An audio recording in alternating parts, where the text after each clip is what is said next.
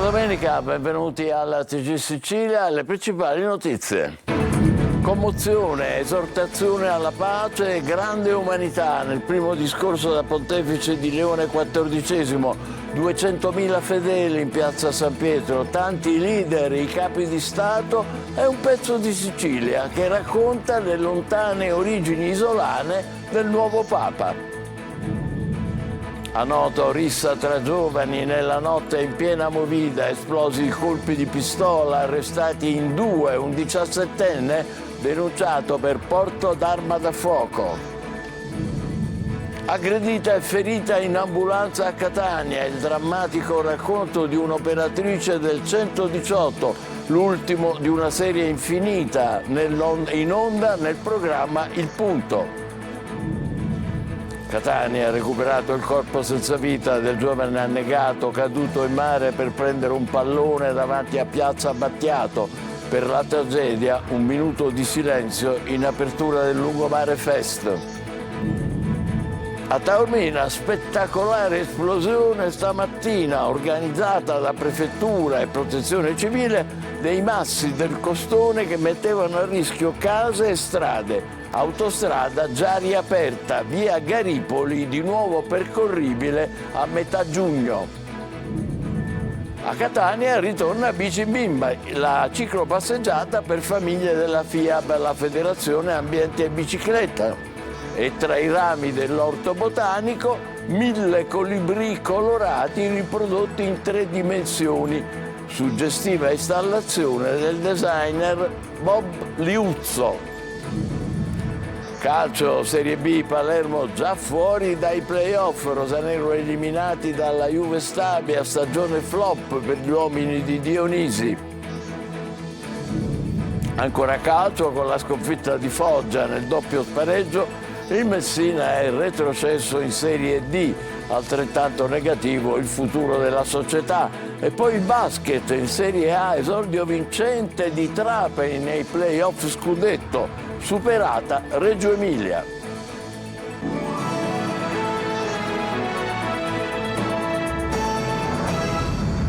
Ingresso in Papamobile, poi l'omelia citando Sant'Agostino e Papa Francesco. Emozione e umanità del primo discorso pronunciato da Pontefice da Leone XIV. 200.000 i fedeli in piazza San Pietro, tanti leader e i capi di Stato e anche un pezzo di Sicilia che racconta le origini lontane dalla Sicilia del nuovo Papa. Orazio Longo. Sono stato scelto senza alcun merito e vengo a voi come un fratello. Papa Leone XIV inizia così la sua prima omelia ufficiale da 267° pontefice della Chiesa di Roma. Una piazza gremita con almeno 150.000 tra fedeli e pellegrini, giunti anche per il Giubileo, 38 delegazioni ecumeniche e diversi capi di Stato e autorità internazionali. C'è il presidente Mattarella e la premier Meloni, c'è Ursula von der Leyen, c'è il vicepresidente degli Stati Uniti Vance e il presidente ucraino Zelensky. E tanti altri. Il Signore non abbandona mai il suo popolo, lo raduna e lo custodisce, dice Leone XIV, che sulla Papamobile fa il giro di piazza San Pietro tra applausi e preghiere. Riceve commosso l'anello del pescatore dal cardinale Tagle e pronuncia un discorso innervato da citazioni prese da Sant'Agostino e Papa Francesco e da Leone XIII e Benedetto XVI, puntando l'attenzione su 3 parole: amore, unità e pace. Non si tratta mai di catturare gli altri con la sopraffazione, con la propaganda religiosa o con i mezzi del potere, ma si tratta sempre e solo di amare come ha fatto Gesù. Una Chiesa unita, segno di unità e di comunione, che diventi fermento per un mondo riconciliato. Un Papa che dimostra commozione e umanità, ricordando come questo sia un tempo pieno di discordia e di ferite causate da odio, violenza e pregiudizi. Dalla paura del diverso, da un paradigma economico che sfrutta le risorse della terra ed emargina i più poveri. E noi vogliamo essere dentro questa pasta un piccolo lievito di unità. Tanti i siciliani presenti in piazza San Pietro e in via della Conciliazione come i fedeli della confraternita del Santissimo Sacramento di Gran Michele per un papa in qualche modo legato alla Sicilia con le sue origini ricostruite da genealogisti francesi e americani che risalirebbero al comune di Milazzo nel Messinese quando nel 1904 il nonno paterno lasciò l'isola per emigrare negli Stati Uniti. Lì raggiunse l'Illinois, cambiò il cognome in Prevost e cominciò un'altra storia. Cronaca siciliana, adesso a Noto, rissa tra giovani nella notte in piena movida, esplosi colpi di pistola, arrestati in 2, un 17enne denunciato per porto d'armi da fuoco. Francesco Aloi. Una rissa che rompe il divertimento del sabato sera a Noto. In questa stradina del centro, cuore della movida locale, intorno all'1 del mattino si sono sfidati alcuni ragazzi, forse anche a colpi di pistola, subito fermati dalla polizia. 23, 21 e 17 anni. I 2 maggiorenni, già noti alla giustizia, sono accusati di rissa, violazione della sorveglianza speciale e porto di arma da fuoco. Il minorenne invece deve rispondere di rissa. La pistola che sarebbe stata utilizzata è stata sequestrata. Nessun ferito grave comunque, anche se uno dei coinvolti è finito in ospedale, forse colpito da un oggetto contundente. Una scazzottata in mezzo a tantissima gente, nel fine settimana dell'Infiorata, che porta a Noto migliaia e migliaia di visitatori. Proprio qualche ora prima, a pochi passi da qui, c'era stato il concerto della banda della polizia. Comunque si continua ad indagare per ricostruire al meglio dinamica e movente. Quello che è certo però è che ultimamente in Sicilia i luoghi della movida non sembrano più sicuri. Medici e operatori sanitari esposti quotidianamente alle aggressioni degli utenti. Ecco la testimonianza di una soccorritrice del 118 di Catania, raccolta da Simona Mazzone e in onda nel corso del programma Il Punto. La domenica delle Palme siamo stati chiamati per un incidente stradale dove un monopattino, un ragazzo, era caduto. Quando a distanza invece abbiamo visto che il ragazzo del monopattino aggrediva un anziano. Quindi prima abbiamo chiamato le forze dell'ordine, siamo scesi subito ma cercando di salvaguardare l'anziano più che altro perché poverino faceva tenerezza, mentre l'aggressore ha aggredito tutti e siamo finiti tutti a terra, tutti. Finendo a terra praticamente mi si è procurata una contusione spalla, gomito e polso e poi 10 giorni di prognosi. Questo è uno dei tanti episodi, voi giornalmente rischiate. È uno dei tantissimi episodi, la rabbia viene sfogata su di noi che siamo il primo volto che vedono. Quando le persone sono agitate, certe volte ci tirano fuori dal finestrino aperto, invece di aprire lo sportello. Capita, ci prendono per i giubbotti e ci tirano fuori. Qual è la principale difficoltà con cui vi scontrate? La strada, cioè proprio l'educazione stradale. Per chi aspetta sembra un'eternità e quella provoca tutto quello che succede. Che cosa vi farebbe sentire più al sicuro? Intanto le bodycam perché registrano, quindi si vede bene o male tutto quello che succede, se è colpa nostra, non è colpa nostra, i tempi e poi anche la figura professionale riconosciuta a livello nazionale. Ancora a Catania, recuperato da una motovedetta della Guardia Costiera, il corpo senza vita del giovane caduto in mare per recuperare un pallone, è morto annegato. Per lui un minuto di silenzio al Lungomare Fest. Tonino De Mana. È caduto in mare per recuperare un pallone e non è più riemerso. Un ragazzo di 19 anni, Simone Currò, è morto annegato nel tratto di mare antistante Piazza Battiato, ex Piazza Nettuno. Il corpo senza vita del ragazzo è stato recuperato da una motovedetta della Guardia Costiera intervenuta in seguito ad una segnalazione arrivata al 112. La salma è stata trasportata fino al porticciolo di Ognina, dove ad attenderla c'era personale del 118. Il corpo è stato trasferito all'obitorio dell'ospedale Cannizzaro a disposizione della Procura di Catania. La notizia della tragedia ha preso alla sprovvista anche gli organizzatori di alcune manifestazioni inserite nel programma del Lungomare Fest, programma quantomeno quello del mattino che non ha subito variazioni ma che comunque è stato aperto con un minuto di raccoglimento. Sicuramente è qualcosa che ci ha sconvolto Questa è una manifestazione di solidarietà, abbiamo iniziato con un minuto di silenzio, d'altronde un'organizzazione così complessa con ragazzi disabili che erano pronti a poter mettere in campo le loro competenze faticosamente conquistate, non siamo riusciti e non potevamo annullare il tutto. Fatalità o negligenza, i nostri intervistati sembrano avere le idee chiare. Ma la negligenza fino a un certo punto, penso, perché può succedere sempre una fesseria all'improvviso. Per me era evitabile. È una tragedia immane, non è possibile, non si può commentare una cosa del genere, è assurdo. 20 anni già è un'età che si dovrebbe ragionare, ma si è giovani. Quando si è giovani purtroppo succedono queste cose. Sulla morte di Simone sta indagando la polizia, che ha già sentito alcuni testimoni. A Palermo è morto un pedone di 72 anni investito da un giovane su uno scooter. L'uomo titolare di una storica attività di vendita di alimenti di strada è deceduto all'ospedale civico a causa delle gravi ferite riportate. Il minorenne rischia di essere accusato di omicidio stradale. A Taormina adesso, dove questa mattina c'è stata la spettacolare esplosione organizzata da Prefettura e Protezione Civile dei massi sul costone che mettevano a rischio case e strade. Autostrada chiusa per un'ora è già riaperta. Francesco Triolo.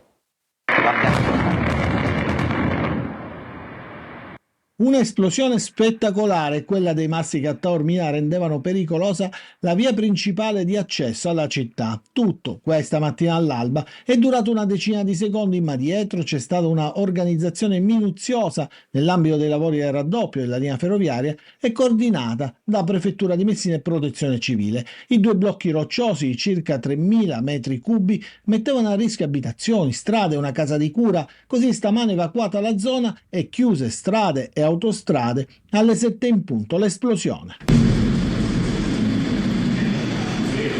Questo è il cuore delle operazioni, il centro operativo avanzato da cui sono state seguite da parte delle istituzioni tutte le fasi del brillamento del masso roccioso. Noi, come avete visto qui da questa postazione, abbiamo fatto uno zoom con le telecamere che abbiamo messo sulle varie aree e comunque tutto appunto pare regolare. Avete visto il cono di detriti che ha occupato via Garipoli, quello quindi nelle prossime settimane, nei prossimi mesi l'impresa provvederà a controllare tutta la scarpata, tutto il cono di deiezione e quindi mettere in sicurezza l'area. Attenzione quindi ai detriti che dovranno essere rimossi e al costone da mettere in sicurezza, come ha chiesto il prefetto Cosima Distani. La situazione deve avere un suo consolidamento. Se nel frattempo arrivano delle piogge importanti, occorre prestare grande attenzione perché altrimenti i fanghi possono naturalmente scivolare giù sulla strada. Autostrada chiusa alle 6:30 e riaperta alle 7:30, le strade in mattinata dopo la pulizia dai detriti.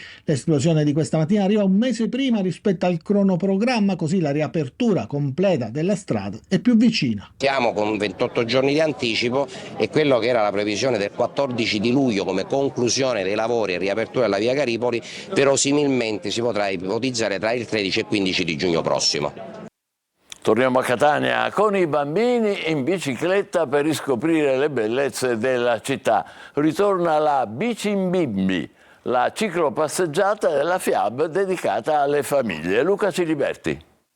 Tutti in bici, soprattutto la domenica. Ci godiamo la giornata, una bella giornata insieme agli amici della FIAB. Per me andare in bici è una gioia incredibile e stare con i bambini ancora di più. Una mobilità dolce per riprendersi almeno in parte gli spazi urbani. Ambiente e bicicletta. Ritorna Bimbi in bici, il futuro arriva in bicicletta. Un'iniziativa del FIAB in collaborazione con il Comune di Catania. Una passeggiata in bici lungo alcune vie del centro storico finalizzata a sensibilizzare tutti su stili di vita sostenibili e a diffondere l'uso green delle due ruote come mezzo mezzo di spostamento in ambito urbano ed extraurbano, soprattutto tra i più giovani. Un'allegra pedalata per la città per fare riscoprire a piccoli e grandi la bellezza della città vissuta per le persone e attraverso lo strumento che è la bicicletta. Una cinquantina i partecipanti a questa edizione. Tra gli obiettivi c'è anche quello di promuovere la realizzazione di strade scolastiche e spazi urbani liberi dal traffico automobilistico.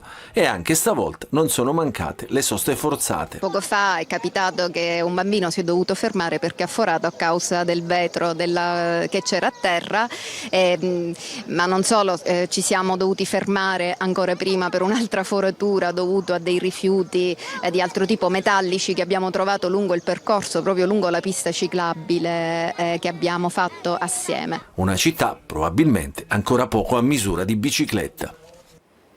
Sempre a Catania, emozionante installazione all'Orto Botanico, 1000 colibrì colorati realizzati in 3 dimensioni, sospesi tra i rami dal significato simbolico. L'opera sarà visitabile negli orari di apertura dell'Orto Botanico di Catania ed è parte integrante del percorso della visita. Desiree Ferlito. 1000 colibrì sospesi tra i rami dell'Orto Botanico di Catania.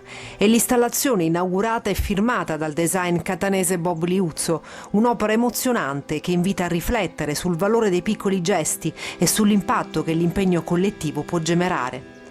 Amato per i suoi colori, per le acrobazie in grado di compiere e per la sua impetuosità, il colibrì simboleggia l'amore per la vita e la gioia di vivere, la tenacia e la volontà di non arrendersi mai. L'installazione Fai la tua parte si ispira a una celebre favola africana e narra la storia di un colibrì che mentre la foresta brucia trasporta nel suo becco gocce d'acqua per spegnere l'incendio. E questo è il senso profondo del progetto. Ognuno di noi può contribuire al cambiamento anche nel suo piccolo, trasformando ogni piccola goccia in un oceano immenso. L'opera si inserisce nel progetto We Catania, nato nel 2020 come simbolo indipendente per la città, con l'obiettivo di promuovere una nuova narrazione urbana fondata su partecipazione, bellezza e responsabilità. Le note del violino della musicista Elena Melardi hanno fatto da sfondo alle tante famiglie e i turisti che hanno partecipato all'inaugurazione. L'installazione è arricchita da una componente interattiva. Grazie a un QR code integrato, i visitatori possono ascoltare la favola del colibrì e approfondire il significato dell'opera mentre esplorano il suggestivo scenario dell'Orto Botanico. Motori d'epoca e paesaggi mozzafiato. Il Giro di Sicilia fa tappa sulla Costa del Mito. 150 km da Selinunte a Gela, tra prove di abilità, applausi e orgoglio per il fascino di bellezze senza tempo. Davide Sardo. Il rombo dei motori si fonde con il respiro millenario della storia. È il Giro di Sicilia 2025 che ha fatto tappa sulla Costa del Mito, trasformando una giornata qualunque in un viaggio d'altri tempi, tra fascino, cultura e meraviglia. Oltre 200 equipaggi a tutto il mondo al volante di gioielli d'epoca hanno attraversato scenari mozzafiato. Da Maria di Butera a Palma di Montechiaro, dalle prove di abilità nella Valle dei Templi al bianco accecante della Scala dei Turchi. Ovunque applausi, sorrisi e orgoglio siciliano. È un'esperienza bellissima, si perpetua di anno in anno dal 1912 voluta da Vincenzo Florio e quindi si continua ancora questa tradizione con auto chiaramente diverse, anche se alla partenza già c'era una macchina degli anni 20. Noi abbiamo una Lancia Appia terza serie del 1960, l'unica Appia presente al Giro. Tappa anche a Siculiana, prima del gran finale tra i templi dorici del Parco Archeologico di Selinunte. Gli equipaggi, stiamo parlando di 200 equipaggi, quindi 400 persone, sono tutte persone provenienti in grandissima parte dall'estero, anche dall'estremo oriente, dagli Stati Uniti eccetera, e sono tutte persone, diciamo, di un tipo di turismo altolocato che noi speriamo di attrarre sempre di più nel nostro territorio. Una sfilata d'eccellenza che ha messo in moto l'anima della Sicilia, quella capace di unire passione per i motori, bellezza senza tempo e turismo esperienziale. È il momento della nostra pausa, tra poco il calcio con il Palermo fuori dai play-off e il Messina retrocesso in Serie D. E poi il basket con l'esordio vincente del Trapani nei play-off. State con noi.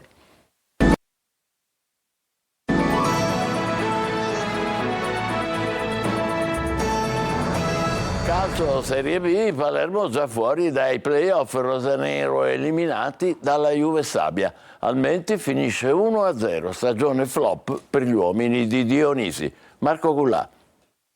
Prestazione penosa, non ci sono altri aggettivi per descrivere la performance del Palermo ieri al Menti contro la Juve Stabia. Rosanero che perdono 1-0 e dicono addio ai playoff. Nemmeno ci hanno provato, perché la Juve Stabia, pur avendo 2 risultati su 3 a disposizione, non ha rinunciato a giocare a calcio e ha nettamente meritato il passaggio del turno. Il Palermo un fantasma, la squadra rosanera ha praticamente confermato l'identità dopo un anno scellerato, fatto di errori, soprattutto societari. La conferma ad oltranza di Dionisi è stato quasi un gesto autolesionista. In Italia probabilmente il City Group deve cambiare i parametri su come fare calcio, perché nonostante soldi spesi il fallimento è stato il paradigma di queste ultime 3 stagioni. Ieri un match approcciato male, finito peggio. La Juve Stabia ha dato sempre l'impressione di avere qualcosa in più rispetto ai siciliani. Nel primo tempo, solo per fortuna o altro, il Palermo non ha chiuso in svantaggio. Prima Floriani Mussolini colpisce il palo, poi al 35esimo miracolo di Audero su colpo di testa di Piscopo. Sulla ribattuta Candellone spara in curva a porta praticamente vuota. Il Palermo ci prova solamente con Poyampalo nel finale. Nella ripresa ti aspetti l'arrembaggio dei rosanero, ma non è così. L'unico sussulto lo fornisce Brunori con questo calcio di punizione, miracolo di Thiam. Al 67esimo Adorante scappa via Bania e trafigge Audero. 1-0 e siciliani che escono di scena. Finisce così una stagione fallimentare, nonostante la dirigenza rosanero continui a sostenere che è stato un anno positivo. Siamo molto dispiaciuti, sono arrabbiato. Come stesso in primis, perché non è questo quello che volevamo, non era l'obiettivo che volevamo raggiungere. Siamo arrivati a ottavi, un campionato dove non siamo stati mai protagonisti come avremmo voluto, dobbiamo dircelo, lo devo dire. Ci sono stati sicuramente degli errori da parte di tutti, dobbiamo comunque farne tesoro, accettare purtroppo il verdetto del campo, perché delle volte ti dà e delle volte ti toglie. La sconfitta di Foggia nel doppio spareggio, il Messina è retrocesso in Serie D. Altrettanto negativo il futuro della società. Sergio Colosi. Un epilogo scritto e inevitabile di un anno balordo senza società, senza un vero presidente, con e dopo Sciotto. Squadre e tifosi, soltanto loro, raggiungono il play-out, ma nella doppia sfida il Messina non segna neppure un gol e saluta la terza serie nonostante il grande impegno sportivo. Anche allo Zaccheria la squadra di Gatto, dopo aver regalato l'andata, ha lasciato al Foggia il primo tempo, incassando con Emmausso il classico gol dell'ex. Più disperazione che coraggio nella ripresa, quando per questione di centimetri il VAR impedisce a Mazzocco di festeggiare il raddoppio. La storia di Foggia Messina potrebbe cambiare nell'arco temporale di 6 minuti. VAR ancora protagonista, ma Luciani, piede caldo prima del doppio spareggio, dimostra dagli 11 metri che certe partite non sono per tutti. Perina poi si conferma impeccabile quando vede giallo-rosso. Foggia rimane in Serie C, Messina bocciato, e con questa proprietà al peggio non c'è mai fine. La prospettiva attuale è Serie D con penalizzazione e senza un progetto serio, ma non si esclude il fallimento con possibile ripartenza dall'eccellenza. Basket adesso in Serie A, esordio vincente di Trapani nei playoff scudetto, superata Reggio Emilia per 80-75. Franco Cammarasana.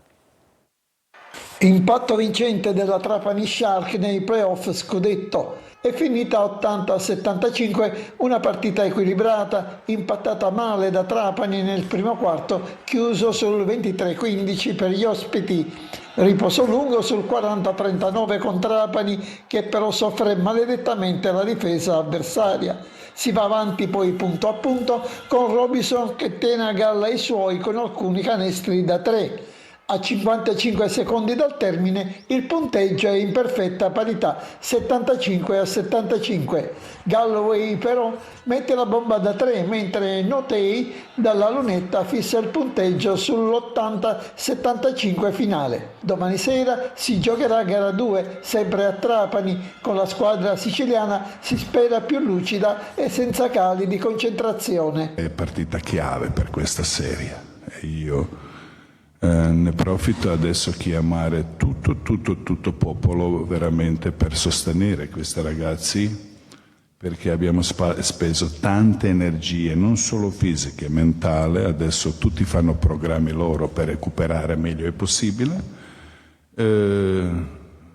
ma onestamente, come tante volte quest'anno, il nostro pubblico è stato il nostro sesto giocatore.